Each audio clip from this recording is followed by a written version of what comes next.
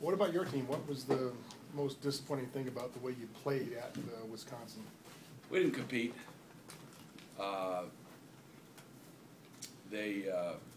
knew what they were going to do.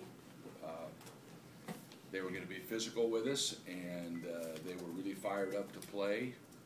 I mean, they had a loss at home on a Wednesday night, which they rarely lose, and so they were on the top side of the emotional cycle, and we had some things go wrong early.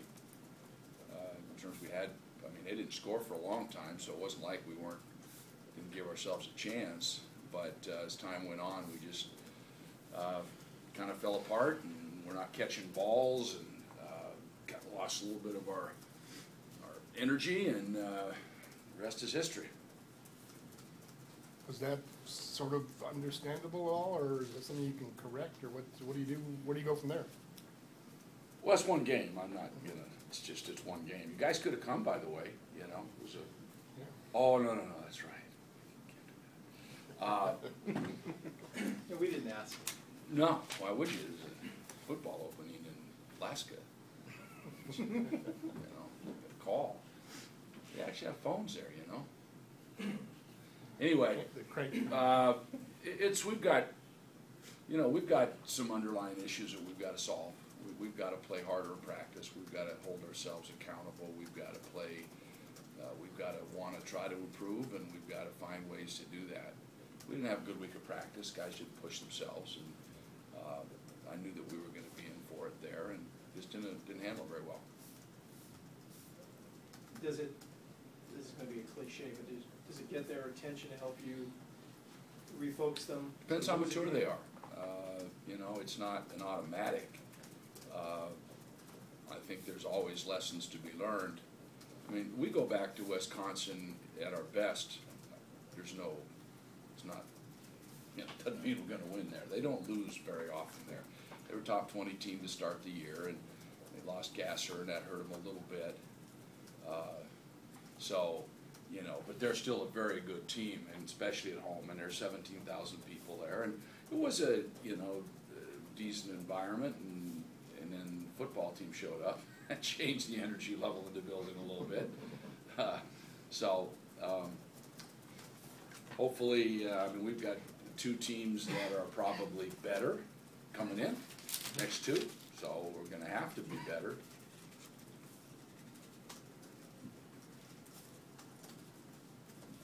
Better where? Everywhere. You play harder, catch balls, finish plays, across the board. How critical is this three-game stretch? Last year you talked a lot about how the league, wasn't received properly across the country by February or March, but that you guys had sort of made your own bed in November and December. This is a three-game stretch where you're playing clearly the three best teams you'll see outside the league.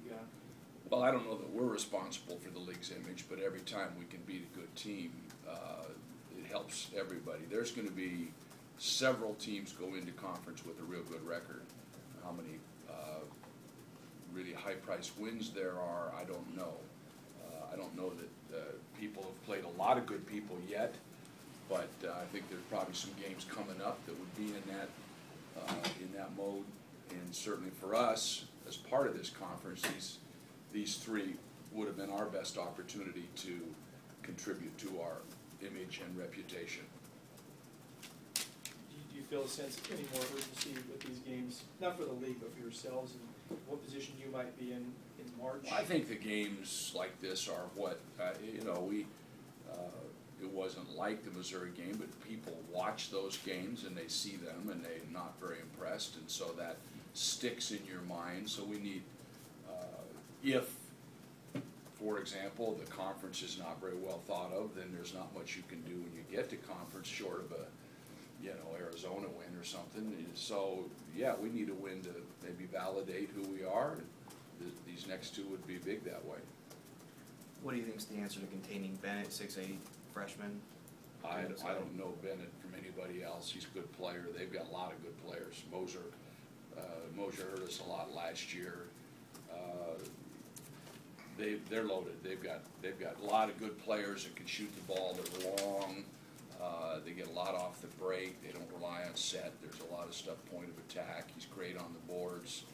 So my first suggestion, just be guard him. Keep him off the glass. Don't give him anything easy. Probably good enough player that he's going to get some anyway. Most good players will, no matter what you do. You talk about Mosier a little bit. I know he's a little banged up right now, but what kind of player did you see last year? And what's he doing? Well, he's a great rebounder. Maybe he doesn't have to rebound as much now based on having, Bennett and some other guys that can board the ball. But I mean, we guarded him well last year to start off, and he hit one right in our face. I mean, it was long, and the guy was right there. It was like, whoops, uh-oh. But he's capable. They've got a lot of guys who are capable. Kate Reinhardt is a scorer. Jones is a scorer. They've got a lot of guys that are offensively oriented players, and yet they've surprisingly done a great job on defense of keeping people's numbers down. Now, they haven't been on the road yet, so that's always a factor. I've always maintained that who you play and where you play them is a factor in early November, December games. But, they are ranked for whatever that means early on, and talent-wise, people know their players.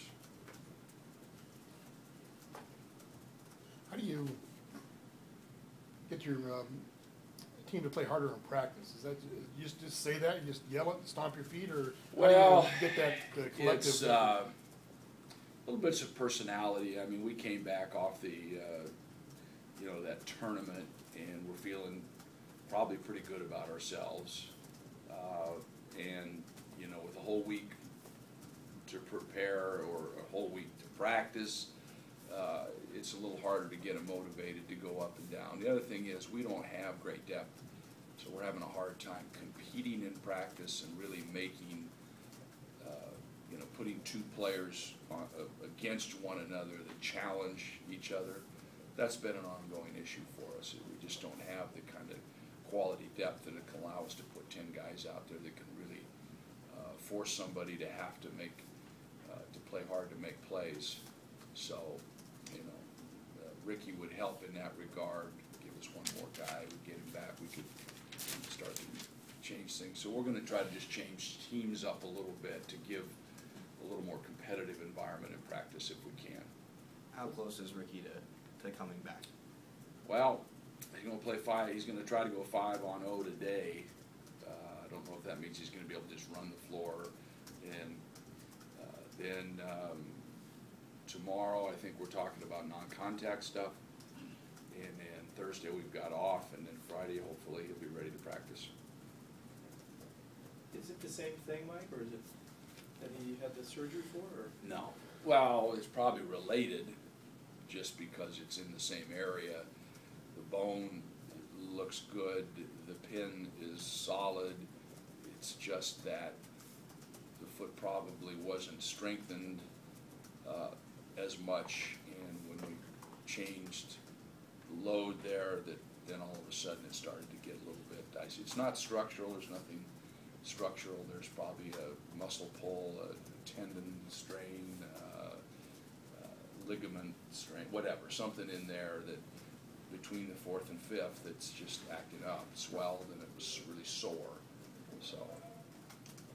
But you're not worried that it's going to turn into something that will cost you the year or anything? No, I mean the bone would have to break, the screw would have to break for that to happen, unless the 4th metatarsal broke or something like that. I don't think there's any real reason for that to be the case. I think you talked before the tournament about the need to get more from your frontline people. How's that been going? You still, Did you watch the Wisconsin game? well, I Yeah. got all about it. Yeah, I mean, Okay, it's, then.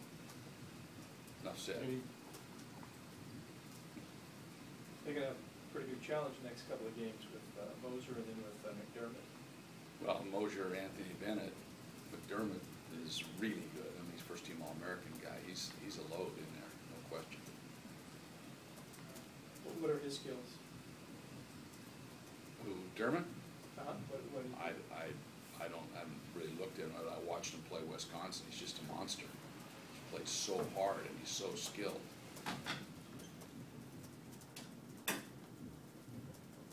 so So what would you be hoping or expecting from, say, Richard Solomon In what regard? to helping you achieve? First thing would be to catch the ball. Just We simple as didn't- that. We had 2 or 3 drop-offs that we could have converted. I mean, we could have been up 8-2 to start the game if we'd have just, caught some balls and been a little more attentive to finishing plays. We've got to be able to do that. We don't expect any of our guys to just take a one-on-one and make all the plays, but we try and run the offense. We've got to be aware of when the ball's going to be passed. We've got to go get it with 2 hands. We've got to find a way to finish. If you can't play Ricky, either now or at some other stretch, are you gonna try to expand your rotation? You pretty much played 7 guys, and I realize that's what you feel comfortable with, but are there Well, if any I had other Ricky, options? I would be at 8, which is a decent rotation, and I could, look to find a 9th and 10th guy that could give us something, whether it be energy or rebounding or, maybe a perimeter shooter that didn't have to do much against the zone or something like that. That would be a perfect world. But Can you afford to do that without him and make that guy that? I don't know. Probably would be difficult, but you'd still have the same scenario. I would still have to try to find 2 guys that can do something to help us.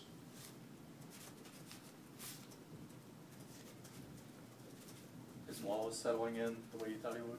Yeah, he did a nice job. I thought that pretty tough environment for a freshman. Played a lot of minutes at Wisconsin. Had a real tough offensive foul call that kind of probably took him out of his rhythm a little bit. He got a steal, was headed for a layup, and the guy barged him, and he put his arm out, and that was on us. But he did a good job. He's good on the boards. He's good defensively, and he plays with a lot of poise. He had a couple layups that they weren't easy plays, but that he's just that far away from finishing that if he made those, he would have had a heck of a game. Like, Justin has played generally very, very well for you, shooting the ball great, but I notice he's got actually more turnovers, maybe 1 more turnover than assists. As does our team.